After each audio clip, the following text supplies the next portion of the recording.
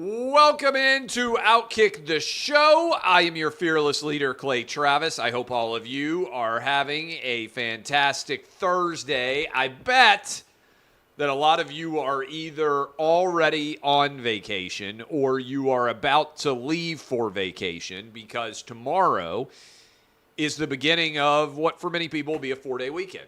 No radio from me on Monday or Tuesday. I'll be live with Buck tomorrow. If there is any news, I will also do OutKick The Show. I think tomorrow is going to be a little bit quiet, although I would anticipate that we will see Joe Biden's student loan forgiveness plan struck down as unconstitutional. Want to say, as always, thank you, YouTube. I love all of you. Thank you for clicking like and subscribe as we are nearly at 1.2 million YouTube subscribers for the OutKick channel. You can also watch this on Rumble, on Instagram, on Facebook, on Twitter.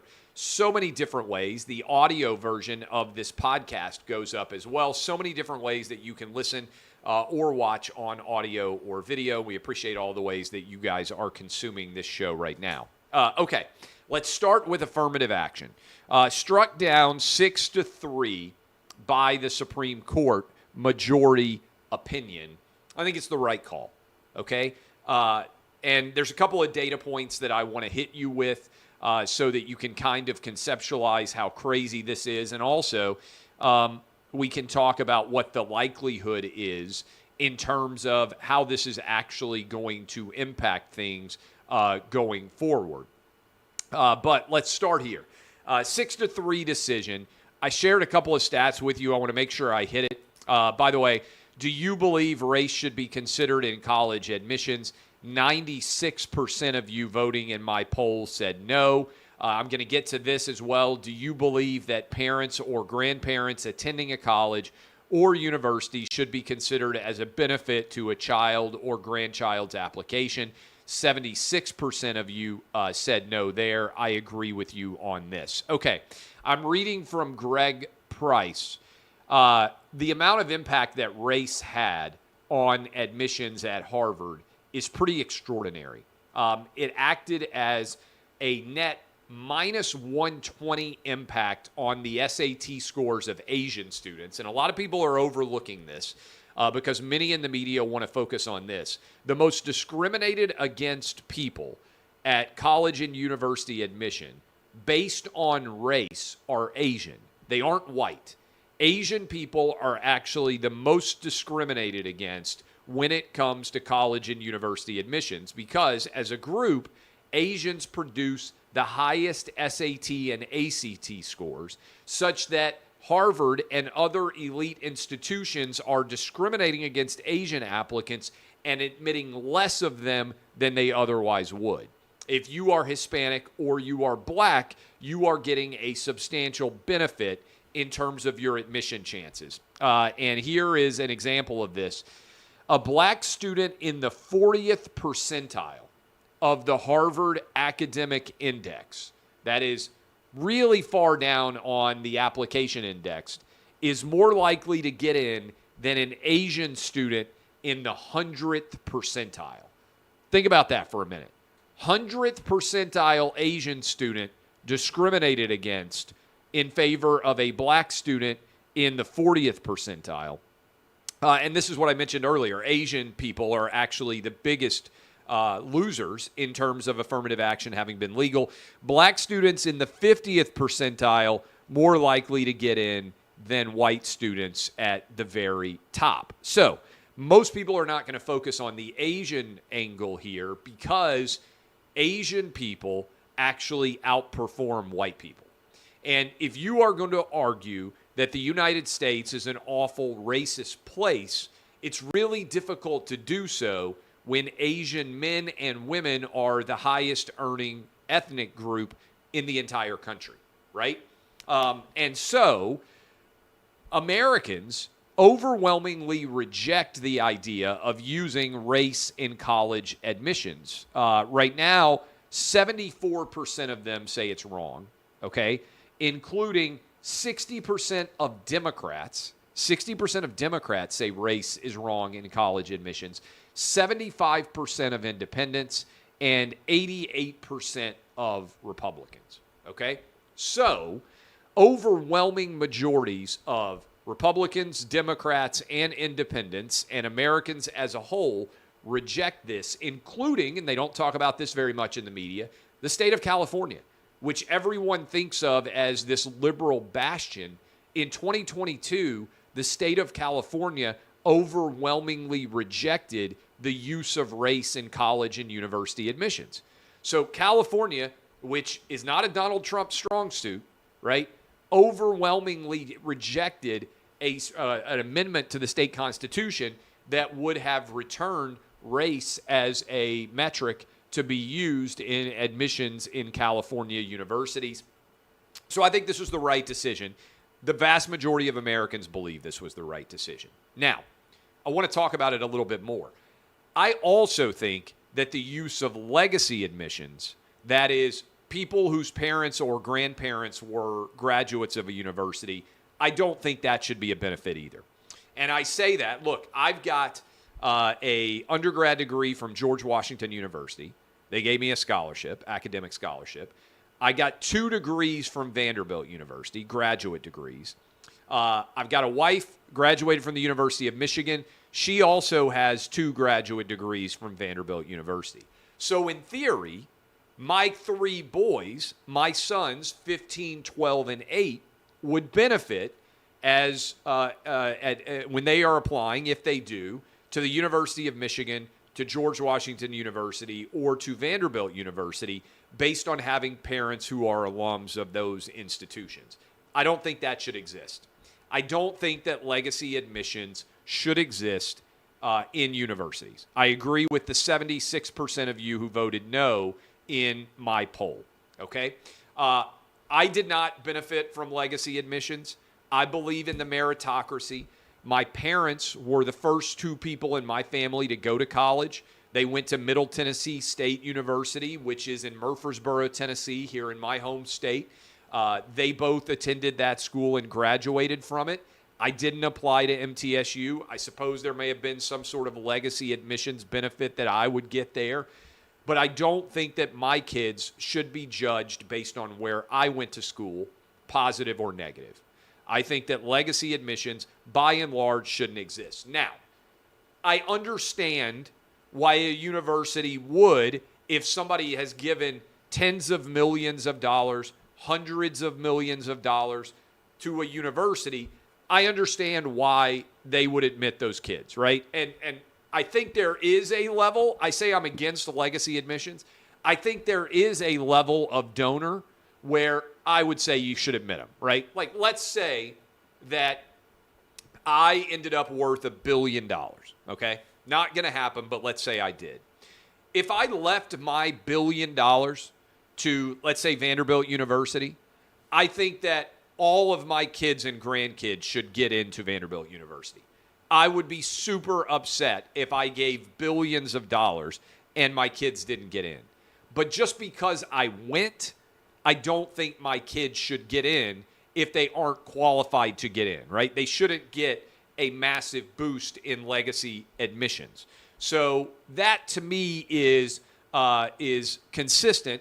I want the meritocracy to apply. Whether it's white, Asian, Hispanic, black, the best candidates should get into the most elite universities. Now, here's a question for you. Does it really matter if you go to an elite institution? I think it's such a fascinating question. If you are actually, let's say you got a perfect score on your SAT. I talked about this on the radio show earlier. And you are left with an option of, hey, I got a 1,600 on the SAT. I can go to a state school. Let's say you're from Florida or Georgia or Tennessee or California or New York, wherever it is. If you get a perfect score on your SAT, you can probably go to your state institution for close to free, right? Or you could go to Harvard, Yale, someplace like that. Are the outcomes, because what the schools are really selling as justification for this tuition is the outcome in your life will be far better if you go to Harvard or Yale than it will be if you go to, I don't know, the University of Georgia or to UCLA or to SUNY New Paltz or whatever it is, right? I don't know that I buy that. I think if you are smart enough to get a 1600 on your SAT and you commit yourself at a state school the same way that you would commit yourself at Harvard or Yale, I think the likelihood of your success is not much different. Because in my experience, what I have found, look, we've hired a lot of people at OutKick. Unless I know you as a good friend, I don't even know necessarily where you went to college. We have, I don't know, approaching 100 people that are affiliated with OutKick right now. Unless we've just been out and they've been like, hey, I went to this college. I don't think anybody's college location has improved their chances of ending up getting hired at OutKick. Because what we're looking for is work performance. So I think, now that's not to say, look, if your parents are super wealthy and you have a choice and you're like, hey, I can go to Stanford or I can go to, I don't know, the University of Tennessee, I would say go to Stanford, right? As a kid growing up in Tennessee, I took a scholarship to GW. I think that was a good decision because of the peer group I was surrounded by. But I don't know that the trajectory of where I've ended up would be different if I had gone to Harvard versus GW versus a solid state school like in the honors program, as many of you would be, right?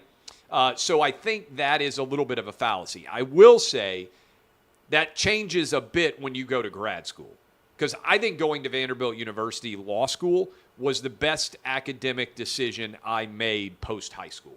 I think my high school, Martin Luther King Magnet in Nashville, drastically changed my outcome.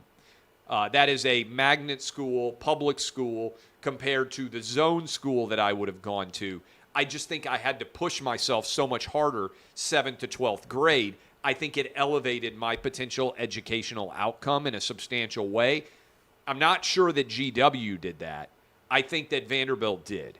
And Vanderbilt Law School is different because you're getting hired into law practices, and where you go to law school does dictate very much the first job that you can often get when you graduate from that law school. Now, it doesn't matter by the time you're in your 30s, I don't think very much, but in your 20s, I think it does matter. Which brings me to this. I'm fascinated by the fact that Ketanji Brown Jackson was in dissent on this affirmative action case. Why? Because the way that she was hired for the Supreme Court actually would not be permissible under the logic of the college and university admission process, by which I mean this. And I've criticized Joe Biden on this since he did it in the spring of 2020. Joe Biden said, I'm only going to pick a black woman to put on the Supreme Court. When he did that, he eliminated 94% of all people in the United States, probably higher than that, because there's probably less than 6% of the practicing attorneys in the United States that are black women. That would be my guess. I could be wrong on that. But let's just presume that roughly black women represent in the legal profession roughly what they do in the population at large. He actually undercut Ketanji Brown Jackson's legitimacy by saying, I'm excluding my search to only black women. Because if he had done what Donald Trump did, which is say, hey, here's a list of the 20 most qualified Supreme Court judicial nominees, in my opinion, and he put out that list of 20, and then Ketanji Brown Jackson had been on that list, and he had selected her, no one would have said the only reason he picked her is because he wanted a black woman. But when he said, I'm only going to pick a black woman, and then he picked a black woman, he actually undercut her legitimacy. And this is important. This is what affirmative action often does. It makes someone look like they don't deserve the opportunity they're getting because they're being treated more fairly based on their race or their gender, which I think actually undercuts the meritocracy, okay? Because actually what the data reflects on affirmative action is oftentimes what it leads to is bad fit. Because someone, these are not bad schools, someone who should have been admitted at the University of Texas because they were the average University of Texas student, instead goes to Harvard. And the mismatch between where they would have gone, the University of Texas, let's say, and where they went to a supreme academic institution actually leads to less successful outcomes than if you were slotted based on grades. Now, I think what's going to happen here is there's going to be a conscious decision made to eliminate a lot of testing, right? And remember why standardized testing began in the first place. A lot of people don't know this. Back in the day, Harvard, Yale, that coterie of Ivy League schools, they were discriminating against Jewish people because they were primarily admitting white Anglo-Saxon Protestants, so-called WASPs, at wildly higher rates than they deserved, and they were looking away from Jewish students. And so the SAT and the ACT were designed to provide a statistically even measuring stick so that you couldn't get in just based on being an elite member of society. So now what we're saying is, because the SAT and the ACT overwhelmingly favor Asian people, because Asian people score higher, the meritocracy isn't working because it's not diverse enough. And that brings me to this. The only diversity that should matter, in my opinion, especially in education, but really everywhere, is diversity of thought. Because if you surround yourself with people who look different but think the same, all you've done is create cosmetic diversity. People look different but all think the same. What matters in terms of educational training, and certainly I believe outcomes in business and industry, is a variety of perspectives so that that diversity of thought allows you to see the fulsomeness of opinion and make the best decision based on that. But in particular, what is necessary on college campuses is diversity of thought, not diversity of color. And where I will say I would be in favor of looking at something other than straight meritocracy is I do think socioeconomic diversity should matter. That is, I think all of these elite schools need kids who are poorer because I believe it's harder for a poor kid to advance than it is for a rich kid to advance. And oftentimes what was happening was race was being used as a proxy for socioeconomic status. But that's a raw tool that oftentimes doesn't work because there are lots of rich black kids who are the daughters and sons of doctors and lawyers who have way more money in their household than a poor white kid might growing up in Appalachia, right? Sasha and Malia Obama, the daughters of Barack and Michelle Obama, are far more advantaged and far more wealthy than the vast majority of white kids in America. So why should we use race as a proxy for socioeconomic status when there are tons of rich black people, there are tons of rich Hispanic people, and oftentimes their kids who are wealthy and already have all the advantages of that socioeconomic status are getting the benefit of also being treated as if they have overcome some huge obstacle. When the reality is that socioeconomic stature is actually less diverse on college campuses. What you end up with is a lot of very rich people. It's actually far more racially diverse than it is socioeconomically diverse. And I think, certainly if you look at faculty, there is far more cosmetic diversity than there is diversity of thought. A couple of other stories that are out there. I watched this morning RFK Jr. discussing vaccines. And I want to be honest with you guys. I had not seen, and I did not spend very much time as a parent on thinking about vaccines. And I bring that up because I do think it's important. I have, after watching RFK Jr., all my kids got all the all the vaccines. They didn't get the COVID shot. But all my kids got their standard, childhood vaccines. But when I watched RFK Jr., I wonder whether I should have done more research on vaccinating my kids and whether all of the vaccines are actually necessary from a risk-reward perspective. Because in the wake of COVID, when our government CDC, the Dr. Fauci's of the world, lied to us about the COVID shots efficacy, about the masking efficacy, about social distancing, about what locking down was going to do, about shutting down schools, they were wrong on all that. I'm now very skeptical that they're right on anything. And when I watch RFK Jr., what I also think is the thing you most need to be saying is what you are often told is the thing that you cannot say. Because what I have seen since COVID happened, and to a certain extent during the Trump administration itself, is conventional wisdom is often totally wrong.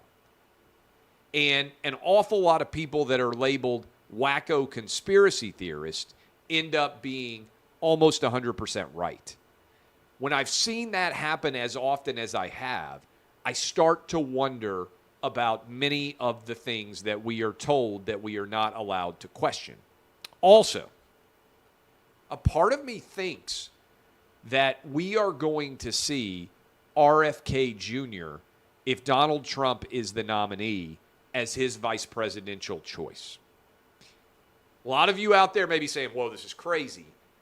Right now, we just had Tim Scott on the radio program.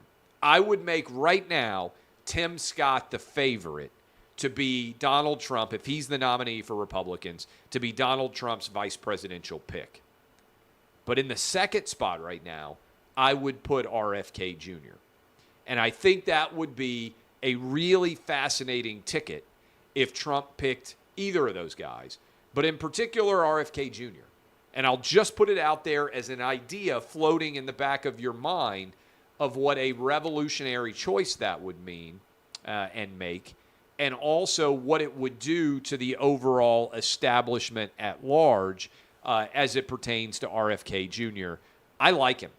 I don't agree with everything he says. I think we got to get away from this concept of, oh, you have to agree with everything any presidential candidate says. No, you shouldn't. You are all unique thought, filled with unique thoughts yourself and opinions. You should never, in my opinion, 100% agree with any political candidate. So there are lots of things RFK Jr. believes that I wouldn't agree with.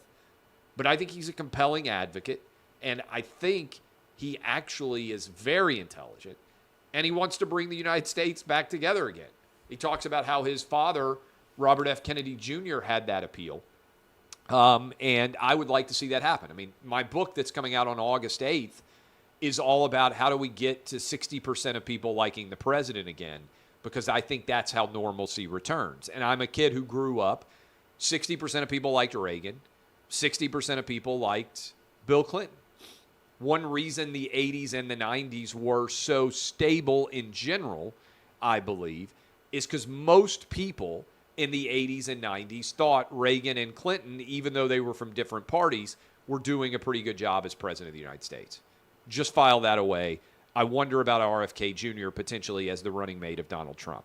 I'm going to share this clip. I shared it already on my Twitter feed. I'm going to ask them to embed it here. Dana Carvey and David Spade, there's about a 1-minute clip where they make fun of Dr. Fauci and the COVID shots and the mandates and the fact that there was no requirement if you were coming across the southern United States border that you needed to get the COVID shot. The reason why I bring this up, and this is a big part of my book as well, and I would encourage all of you, American Playbook, it's going to be out August 8th. I am going, in fact, let me look right now. and see if I've got the email from the publisher yet, laying out all of the places that we are going to be. I think I'm going to 15 or 20 different places in order to kind of chase all this down. So I'm going to be in California. I'll give you a rough outline of where I'm going to be. I'm going to be basically in all of the cities where we are number one with our radio show in August. And also I'm going to be in all the cities that are top 5 markets for OutKick as well. So we're essentially trying to pair the OutKick audience with the Clay and Buck audience, and that's going to have me on the road for a substantial period of time when the book comes out, doing events, doing signings. I hope to meet a lot of you out there. But Dana Carvey and David Spade, I wish they'd been making these jokes a couple of years ago, but if you watch the clip that I shared, and we'll share it here now, and I'll pause, what you will see based on that humor is Dr. Fauci is now becoming the butt of jokes. And the entire COVID shot is becoming the butt of jokes. And I think that's the direction that history is going to go. I think Dr. Fauci is going to become one of the great villains of American history because I think he got almost everything wrong on COVID for disastrous consequences. And I think in the back of his mind, Fauci knows that's true. And I think that's why he's so aggressively trying to preserve his legacy while he's still alive. I think in the back of his mind, he has to know that he got everything with COVID wrong and that he lied to Congress and that the reason COVID even existed was because some of our taxpayer-funded dollars went to Wuhan to allow gain-of-function research, which helped to create this particular virus, which I believe escaped from a Chinese lab. I'll also mention this. I think it's worth mentioning. Remember how everybody said it was racist to refer to COVID coming from China? And if you called it the China virus, it was like, oh, you're an awful, horrible racist. And you know what they said? They said also it's racist to say that it escaped from a Chinese lab. How dare you? It's super racist. But they said, all the people who said you're racist for saying it escaped from a Chinese lab, they actually said, no, it spread through a Chinese wet market, which is so gross and unsanitary, where they bring all these different animals. They said that it spread there as a result of the lack of hygiene and cleanliness. Isn't that actually more racist?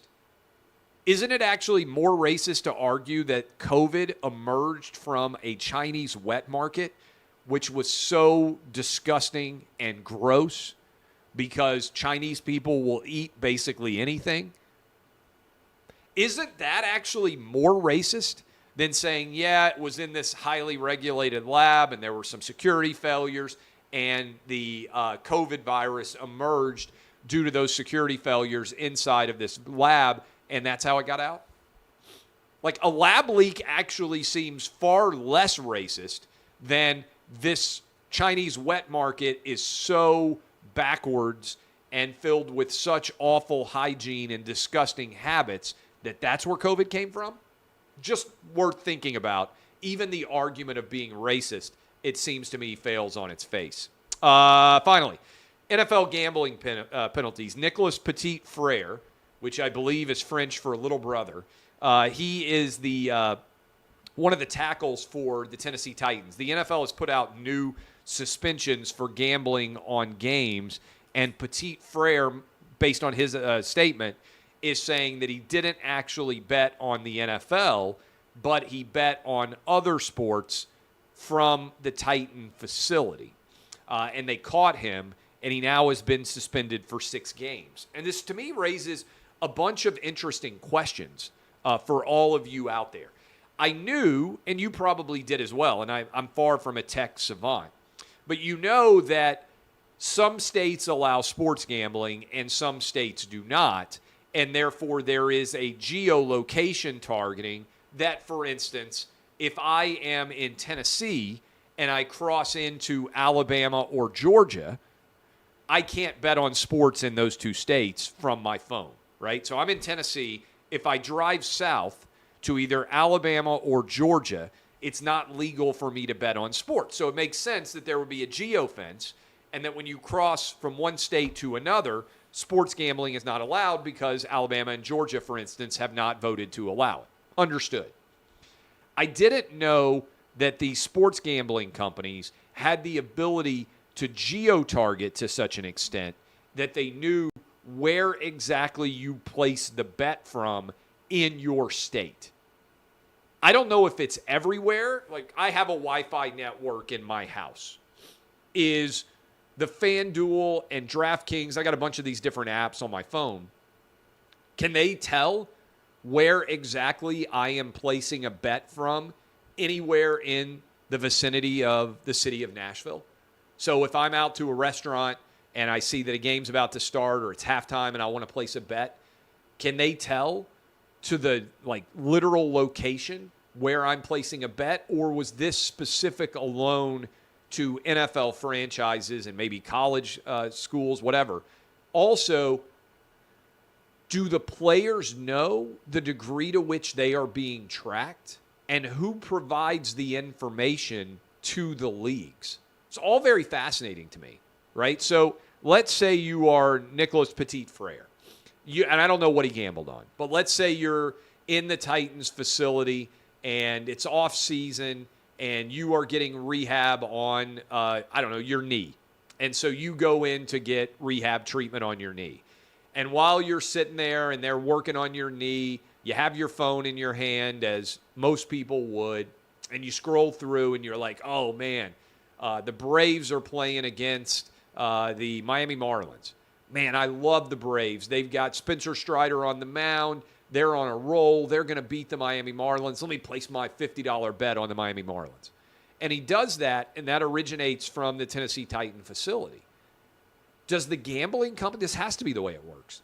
So the gambling company then flags that bet because of where it originated from, tracks down his IP address, and turns him in to the NFL?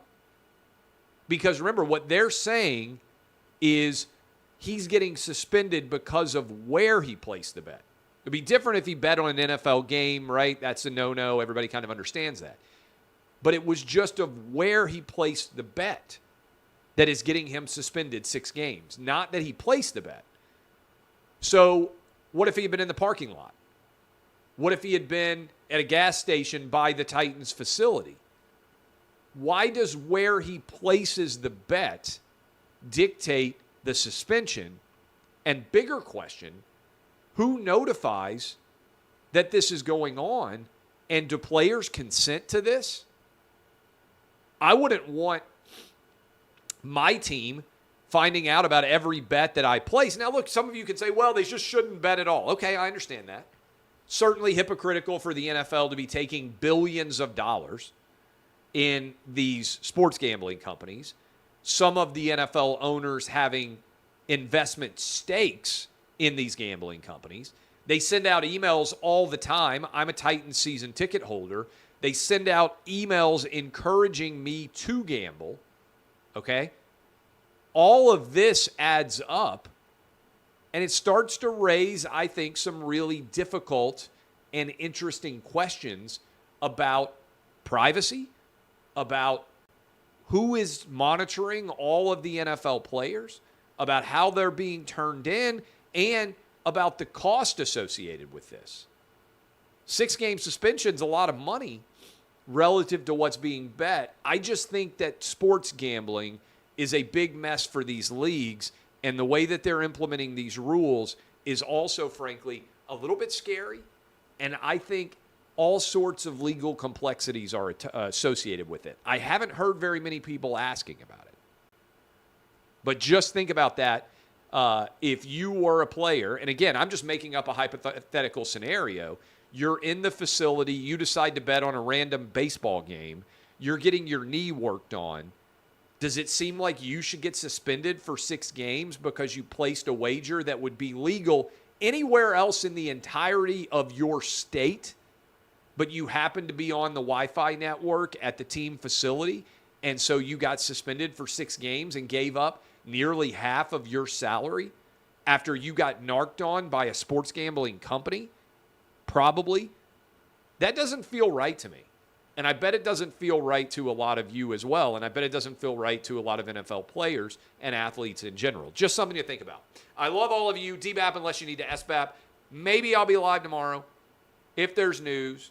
Otherwise, I'm going to be starting my July 4th holiday. I will be live on Clay and Buck regardless. I love you guys. Appreciate you. See you tomorrow.